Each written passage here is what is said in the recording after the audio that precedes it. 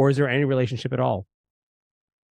Well, I mean, there's a basic amount of money that allows you to have much more freedom of your calendar and freedom of choice. Then at that point, the question is, do you take it? Mm. And sometimes the answer is no, and then those people are pretty miserable.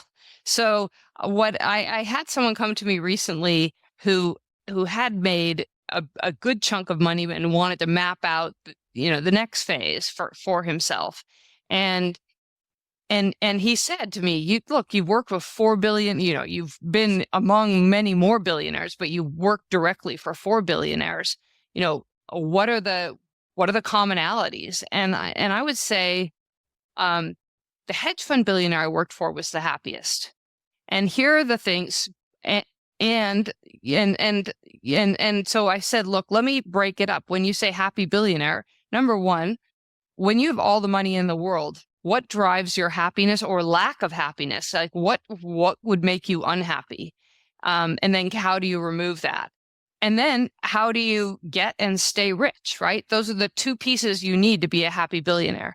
And so to me, there's two things. It's like crazy simple, but this is the way I think in stocks too. Is like, if you can't simplify it, you don't understand it.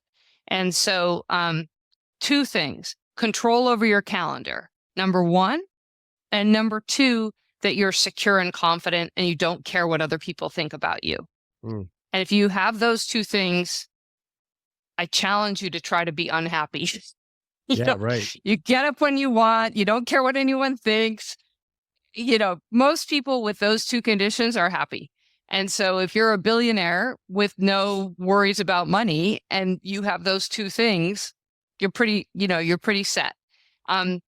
Then the money side is make sure you continue to do activities that are leveraged activities, not activities it's like you put $1 of your time in and you get $1 of your dollar out.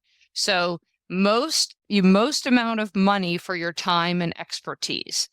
So any activity, you need to really look at what activities am I doing? And then those that are still necessary but aren't leveraged, hire a fantastic assistant, and free up your time. You don't need to fill up your calendar. Again, control over your calendar.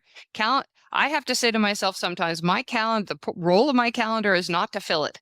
It's just to know what key things I have to be at, but I enjoy having free time during my day. And then number two, align your personality with whatever career path you're doing and whatever activities you're doing, because that means you'll stick with it and you'll be able to enjoy the benefits of compounding.